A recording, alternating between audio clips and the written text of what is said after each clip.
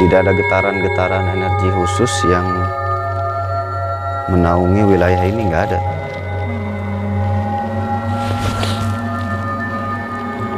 Dicek dulu.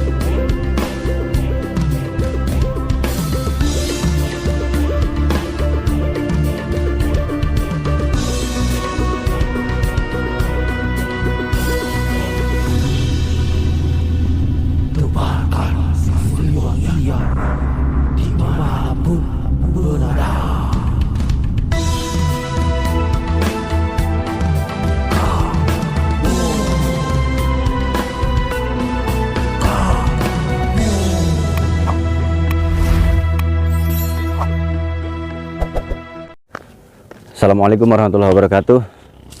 Selamat siang saudara dimanapun berada. Saya dari salah satu lokasi yang menurut berita katanya ada gangguan gaib yang menyebabkan tempat ini tuh bubar katanya. Nah, apa benar informasi itu atau memang hanya berita hoax? Nah, saya memastikan datang ke sini untuk memastikan aja apakah benar memang penyebabnya dari hal gaib, karena terkadang itu berita hoax saja. Ini dulunya ramai dikunjungi banyak wisatawan. Kebetulan coba periksa. Nah, saya periksa.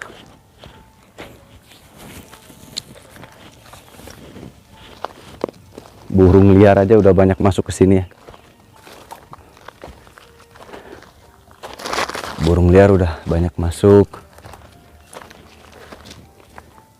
Tapi kalau saya rasakan di sini biasa aja sih energinya ya. Nggak ada hal-hal yang mencolok, yang aneh gitu.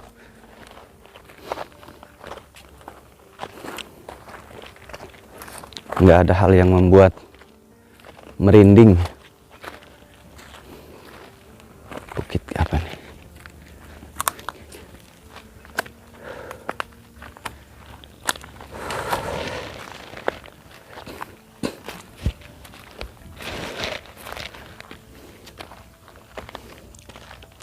Saya ada di kaki Gunung Ciremai, ada di Gunung Ciremai, tepat di bawah Gunung Ciremai.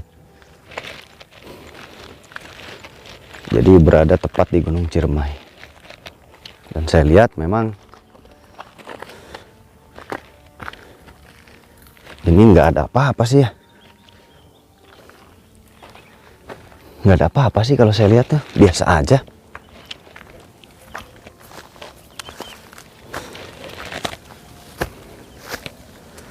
Nggak ada apa-apa, biasa aja. Nggak ada hal apapun. Mungkin berita itu hoax, karena di sini saya tidak merasakan apa-apa, tidak merasakan kehadiran sosok yang berenergi negatif. Tapi coba saya cek dulu ya sebentar ya.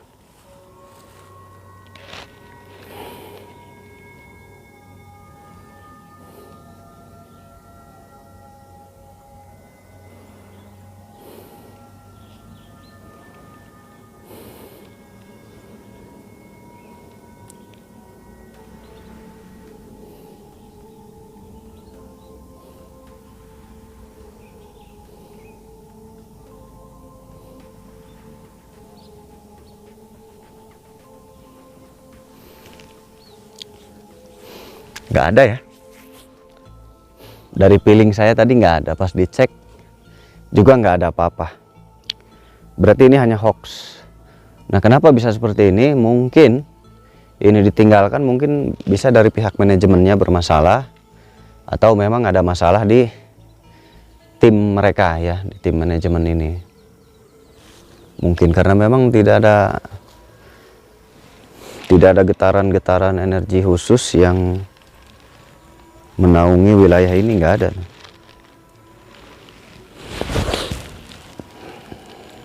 Dicek dulu.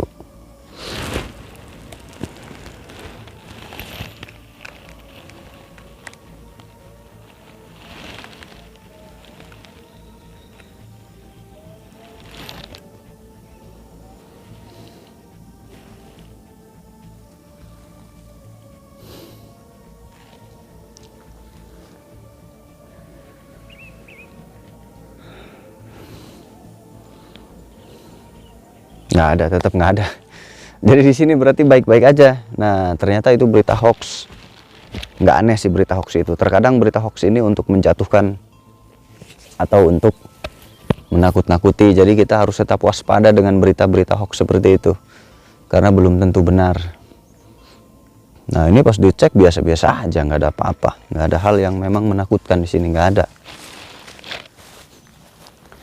Nah, jadi karena udah kesini, kita bercerita aja kali ya, karena udah jauh-jauh kesini ternyata nggak ada apa-apa. Dikirain ada apa gitu, ternyata nggak ada apa-apa. Nanti saya akan bahas apa, tentang apa ya, bingung.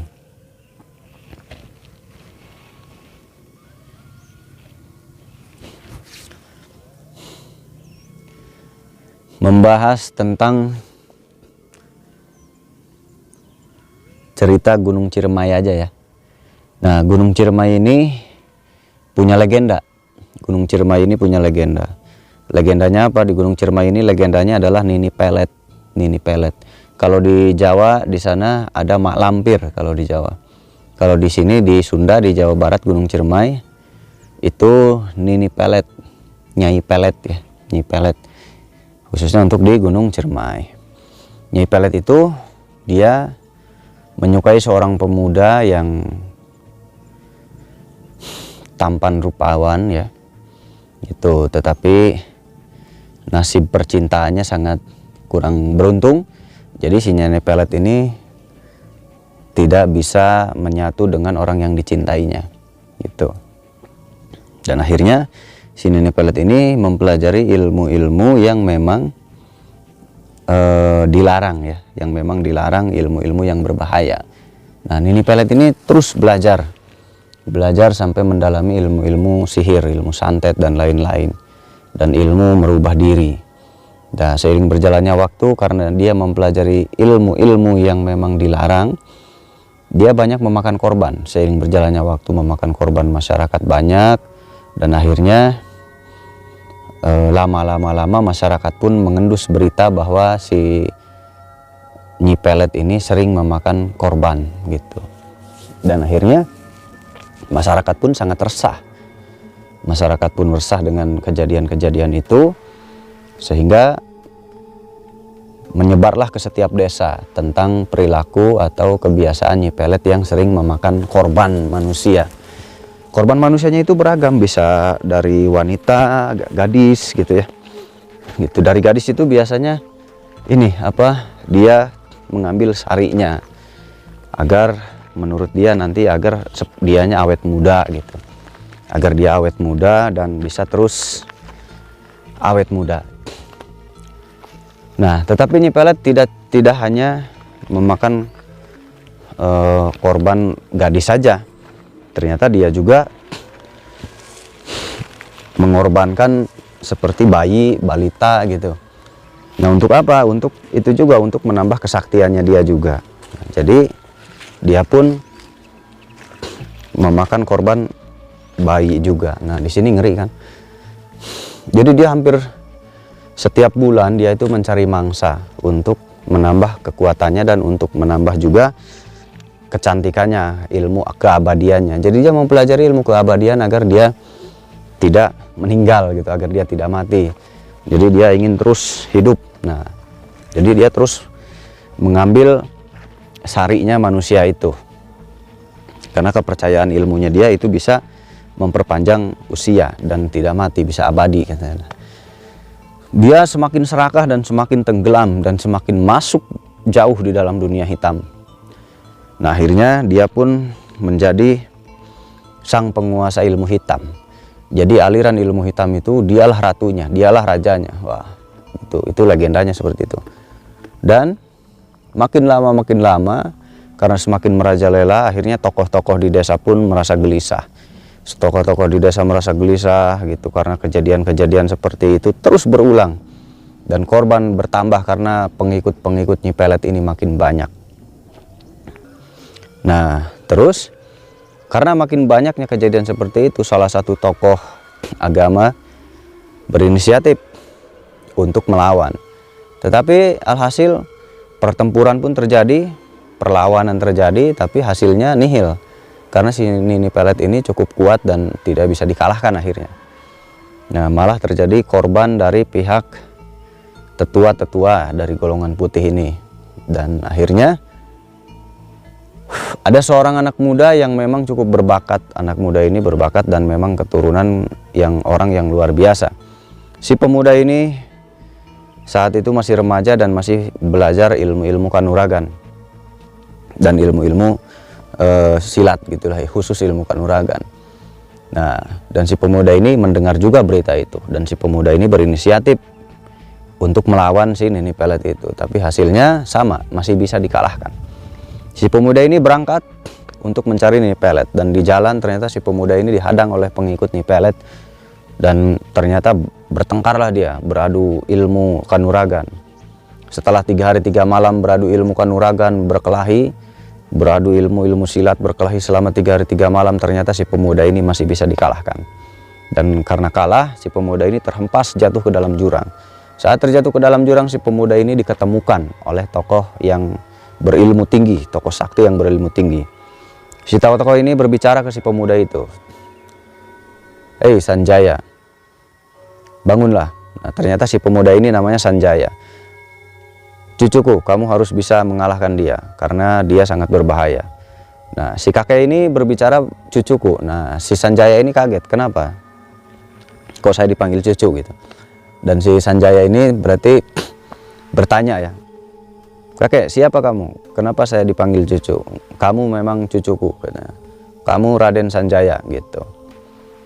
"Kamu keturunan ini." Nah, Sanjaya ini merasa kaget bahwa dia ternyata mempunyai orang tua. Karena sebelumnya Sanjaya ini merasa tidak punya orang tua. Dia diurus oleh tokoh-tokoh yang ada di desanya. Nah, setelah itu Sanjaya kaget mengetahui punya orang tua, bahwa ini juga termasuk kakeknya. Dan diberitahukanlah nama kakeknya. Lalu Sanjaya pun kembali pulang setelah sembuh, lalu bicara kepada gurunya bahwa saya bertemu sosok kakek yang bernama inisial A gitu. Dan gurunya pun kaget karena ternyata tokoh itu memang sangat dikagumi dan sangat disegani di dunia putih ya, di dunia ilmu putih. Mereka sangat hormat, dan akhirnya setelah tahu Sanjaya keturunan itu, jadi semua gurunya pun malah hormat ke Sanjaya. Nah, Sanjaya menyampaikan keinginannya ingin berguru ke kakek, lalu ingin meninggalkan desa itu. Lalu para sesepuh pun semangat dan mendukungnya. "Udah Sanjaya, memang kamu harus belajar untuk mengalahkan Nyi Pelet itu." Berangkatlah Sanjaya, lalu belajar selama bertahun-tahun mempelajari menaikkan ilmu kanuragan. Setelah beberapa tahun menyempurnakan ilmu kanuragan, ternyata Sanjaya pun masuk lagi mempelajari ilmu kebatinan. Lalu diajarkanlah oleh kakeknya ilmu kebatinan. Jadi Sanjaya itu sudah lahir dan batin, kanuragan menguasai dan ilmu batin pun menguasai. Setelah itu Sanjaya diutus oleh kakeknya untuk bertemu Nyi Pelet itu. Tapi ternyata dalam perjalanannya tidak mudah, banyak rintangan. Dan anak buahnya yang dulu mengalahkannya ternyata ketemu lagi. Nah, saat bertarung kali ini sangat cepat sekali, hanya 1 jam, gak nyampe 1 jam dikalahkan. Kalau dulu sampai 3 hari dan Sanjaya kalah, tapi ternyata pas ketemu sekarang hanya 1 jam dia langsung kalah.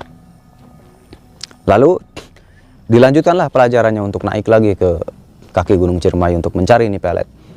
Di satu perjalanan ketemulah orang kepercayaan Nyi Pelet. Nah, orang kepercayaan Nyi Pelet ini bertarung lagi, ternyata nggak lama lagi dikalahkan lagi. Nah, ketemu lagi dikalahkan lagi. Jadi Sanjaya bertemu dengan puluhan anak buah kepercayaan Nyi Pelet dan mudah dikalahkan. Lalu tembuslah berita itu ke Nyi Pelet bahwa ada pemuda yang bernama Sanjaya yang selalu mengalahkan murid-muridnya Nyi Pelet itu. Lalu Nyi Pelet pun murka, siapa orangnya? Sesakti apa dia? Lalu Nyi Pelet pun keluar dari sarangnya, dari gua yang ada di Gunung Ciremai. Keluarlah Nyi Pelet itu. Nah, karena Nyi Pelet ini sering bertapa ada di gua, di salah satu gua di Gunung Ciremai itu. Keluar bersama seekor naga yang menyemburkan api, mengaum, wah, langsung keluar, langsung mencari Sanjaya, langsung menyemburkan api di setiap kebun hutan. Lalu masyarakat pun ketakutan karena melihat seekor ular yang besar sekali bersama Nyi Pelet. Lalu Nyi Pelet pun berbicara ke masyarakat, mana yang namanya Sanjaya, saya mau ketemu. Dan di saat itu Sanjaya pun mendengar bahwa Sanjaya dicari oleh Nyi Pelet di desa sebelah. Dan Sanjaya pun langsung lari menuju desa sebelah. Dan akhirnya ketemulah dengan Nyi Pelet. Dan saat ketemu ternyata Nyi Pelet saat melihat Sanjaya malah terpesona. Dia terpesona dengan ketampanan Sanjaya dan kegagahan dan keperkasaan badannya. Dan Sanjaya pun ternyata terpesona juga. Ternyata Nyi Pelet itu cantiknya luar biasa, sangat menawan dan sangat muda. Dan di situ mereka malah terdiam, malah saling melihat. Dan saat itu anak buahnya Nyi Pelet pun datang menyerbu Sanjaya. Lalu Sanjaya bertarung dengan anak buahnya, lalu berhasil mengalahkan semua anak buahnya. Lalu Nyi Pelet pun tersadar bahwa memang harus dilawan Sanjaya ini.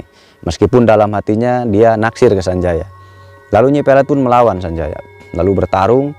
Nah, setelah bertarung Sanjaya tidak tega mengalahkan Nyi Pelet itu. Seharusnya memang Sanjaya sudah memukul, tapi dia nggak memukul. Dan si Nyi Pelet ini merasa, kenapa Sanjaya tidak melawan saya? Nah, akhirnya Nyi Pelet pun mengalah dan pergi. Nah, setelah pergi ternyata mereka sama-sama galau di rumah. Sama-sama galau. Nah, tetapi saat itu salah kakeknya datang ke Sanjaya. Kenapa kamu? Kamu sepertinya terpengaruh. Terpengaruh apa? Kamu sepertinya terpengaruh peletnya Nyi Pelet itu. Kamu terbawa rasa. Nah, iya betul, saya teringat terus, kata Sanjaya. Lalu Sanjaya pun diproses, diobati, dinetralkan. Dan setelah dinetralkan, Sanjaya pun kembali teguh untuk membasmi Nyi Pelet. Nah, tetapi sebetulnya Nyi Pelet pun terpesona oleh Sanjaya sebetulnya. Lalu Nyi Pelet pun merasa galau, apakah aku harus mengalahkannya? Dia itu mengingatkan aku kepada seseorang. Ternyata Nyi Pelet itu teringat kepada orang yang dicintainya dulu. Sanjaya itu sangat mirip dengan orang yang betul-betul dicintainya dulu itu. Nah, Nyi Pelet makin galau karena dia teringat dengan mantan pacarnya yang dia sukai dulu itu, yang sudah meninggal gitu ya.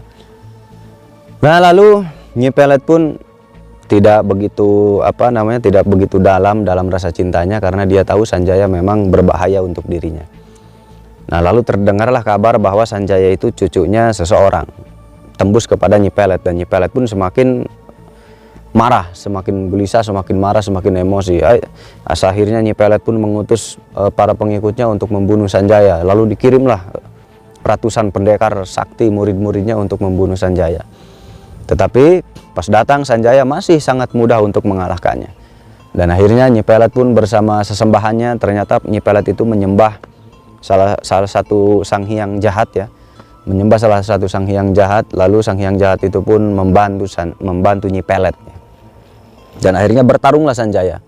Sanjaya bertarung dengan Nyi Pelet dan berhasil Nyi Pelet itu memukul Sanjaya, dan Sanjaya sampai terkapar parah. Dan saat sedang parah seperti itu ternyata Sanjaya punya kekuatan yang memang belum dipakai. Dan kekuatan ini Sanjaya keluarkan. Dan saat Sanjaya mengeluarkan kekuatan ini, betapa kagetnya Nyi Pelet ini merasakan sumber kekuatan ini yang sangat luar biasa yang belum pernah dirasakan oleh Nyi Pelet itu. Dan akhirnya Sanjaya pun melawan, merangsek untuk menghancurkan Nyi Pelet. Dan pada akhirnya Nyi Pelet itu langsung lari mengejar Sanjaya untuk menghantamkan pedangnya Nyi Pelet. Nyi Pelet mengeluarkan pedang, dan pedang itu ternyata meleset. Pedangnya dilempar oleh Nyi Pelet, ternyata meleset, tidak menembus Sanjaya. Sanjaya bisa mengelak, bisa menghalau pedang itu, lalu selamat. Dan saat menghalau pedang itu, Sanjaya langsung mengeluarkan ajian itu, langsung mengeluarkan ajian yang memang terlarang. Sanjaya mengeluarkan ajian terlarang itu karena memang sudah terpepet, sudah seharusnya dikeluarkan, dan akhirnya dikeluarkanlah. Dan akhirnya Nyi Pelet pun kalah dan terpental jauh. Nah, saat terpental jauh, Nyi Pelet pun memanggil pemujanya, yang dipuja dia. Dia memanggil sesembahannya, lalu sesembahannya pun datang. Kekuatannya datang luar biasa, merasuk ke Nyi Pelet itu. Dan Sanjaya sadar bahwa dia dirasuki oleh sesembahannya. Lalu Sanjaya mengeluarkan sebuah cemeti pusaka yang memang tidak pernah dikeluarkan dari dulu. Ini amanah dari kakek gurunya itu. Nah, lalu dikeluarkan dan ternyata Nyi Pelet pun masih kalah. Terbelenggu, akhirnya kalah, terkapar, dan berarti Sang Hyangnya juga ikut kalah. Sang Hyang yang jahat itu ikut dikalahkan oleh Sanjaya. Sang Hyang jahat itu, sesembahan si Nyi Pelet ini bisa dikalahkan, dihancurkan oleh Sanjaya ini. Dan Sanjaya ini akhirnya langsung menyiapkan penjara untuk Nyi Pelet agar Nyi Pelet tidak mengganggu lagi masyarakat. Karena sudah mengingat, Sanjaya mengingat banyak sekali korban masyarakat yang diakibatkan oleh Nyi Pelet itu. Dan Sanjaya pun menyiapkan satu ruangan untuk memendam Nyi Pelet itu. Dan Sanjaya pun akhirnya menangkap Nyi Pelet, lalu memasukkan Nyi Pelet ke dalam peti. Nah, setelah dimasukkan ke dalam peti lalu dipaku. Nah, dipaku raja ya pakai ilmu itu. Lalu diikatlah dengan cemeti itu. Dan dimasukkanlah ke lubang itu. Lalu Sanjaya pun mengangkat batu yang sangat besar sekali. Lalu batu itu ditimpakan di lubang itu sehingga Nyi Pelet pun tidak bisa keluar. Gitu, Nyi Pelet sudah dipagar gaib dan ditindih oleh batu yang sangat besar sekali. Sanjaya dengan kekuatan ilmunya, dia dengan mudah menggeser batu besar itu. Dan di Gunung Ciremai masih ada batu besar itu. Gitu, masih ada sampai saat ini batu besar itu untuk menindih Nyi Pelet gitu. Itu kisah dari turun temurun ya. Nah, legenda Gunung Ciremai. Nah, jadi dari mulai saat itu masyarakat pun mulai tenang, mulai nyaman, dan mulai beraktivitas seperti biasa, dan korban pun mulai tidak ada lagi korban-korban berjatuhan karena memang Nyi Peletnya berhasil ditaklukkan oleh Sanjaya. Tetapi ternyata ceritanya belum selesai. Kenapa? Karena murid-muridnya Nyi Pelet ternyata membalas dendam. Mereka menyebar ke setiap desa untuk membalas dendam. Dan mereka berusaha mengangkat batu itu untuk membebaskan Nyi Pelet, junjungan mereka. Tetapi sudah berupaya apapun beribu upaya untuk mengangkat batu itu, mereka tidak sanggup dan tidak bisa. Itu ratusan pendekar sakti linuwih, para guru-guru ilmu hitam berusaha mengangkat batu itu, ternyata tidak bisa juga dan tidak mampu juga. Sampai saat ini akhirnya batu itu masih ada di atas Gunung Ciremai. Nah, dari situ Sanjaya pun memberantas murid-muridnya karena brutal dan membabi buta di setiap desa. Itu Sanjaya bersama para santrinya akhirnya membentuk satu persatuan untuk membasmi murid-murid Nyi Pelet itu. Dan setelah terbasmi, akhirnya Sanjaya pun menemukan pujaan hatinya dan menikah. Dan Sanjaya Gunung Ciremai ini mempunyai banyak keturunan. Dan akhirnya keturunan-keturunan Sanjaya masih ada sampai saat ini di Ciremai. Dan Raden Sanjaya ini ternyata menaklukkan Nyi Pelet di zamannya gitu. Dan ini nyambung juga ke cerita lanjutannya, yaitu ada sambungannya di cerita Syekh Syarif Hidayatullah Kanjeng Sunan Gunung Jati. Waktu pertama kali mau mensiarkan agama itu naik dulu ke Gunung Ciremai. Dia sholat di Gunung Ciremai di batu yang memang ada gitu ya. Ada batunya dipakai sholat oleh beliau. Nah, batu apa itu? Nah, sambungannya ke situ. Gitu. Nah, jadi intinya Raden Sanjaya ini putra Ciremai asli, lembah Ciremai. Nah, jadi di Kabupaten Kuningan ini memang ada kerajaan ya. Memang sudah ada kerajaan dari zaman dulunya. Gitu, dan termasuknya ada di zaman batu juga sudah ada populasi manusia di zaman batu. Gitu. Jadi di Kuningan ini memang tua ya, memang tua. Tua karena sudah ada manusia di zaman batu di wilayah Kuningan ini. Gitu. Dari apa? Dari bukti-bukti yang ditemukan di lapangan. Nah, itulah sekelumit tentang Gunung Ciremai. Tentang Gunung Ciremai, dan masih banyak lagi cerita-cerita Gunung Ciremai. Dan tadi Mak Lampir ini berguru kepada Sang Hyang yang jahat, tetapi Sang Hyang jahat itu dikalahkan oleh Sanjaya. Nah, Untuk yang mau tahu tentang Sang Hyang, kadar atau kandungan atau kualitas Sang Hyang itu seperti apa, tahapannya seperti apa, nanti kita bahas mungkin di Padepokan agar mudah dipahami dan dimengerti ya. Nah, untuk yang belajar ya, seru. Nah, kita bisa petik dari kejadian ini bahwasanya cinta memang bukan segalanya. Gitu. Dan cinta terkadang jika memang salah menempatkan memang bisa menyakitkan hati kita. Gitu. Dan cinta jika betul menempatkan maka bisa membuat manusia itu bahagia. Tetapi jika salah menempatkan bisa menghancurkan manusia. Itulah cinta. Maka dari itu utamakanlah cinta kepada Allah, kepada Nabi, nomor 2 baru kepada manusia, agar ada kendali dalam kehidupan manusia. Maka dari itu cintailah Tuhanmu agar ada kendali dalam proses percintaan antara manusia. Karena jika salah maka cinta bisa menjadi tidak baik. Tetapi jika benar tempatnya, cinta akan mulia dan sangat baik. Nah, itu aja mungkin. Kita lanjut lagi nanti cerita berikutnya atau berpetualang di malam hari. Kita lihat-lihat dulu yuk ke atas.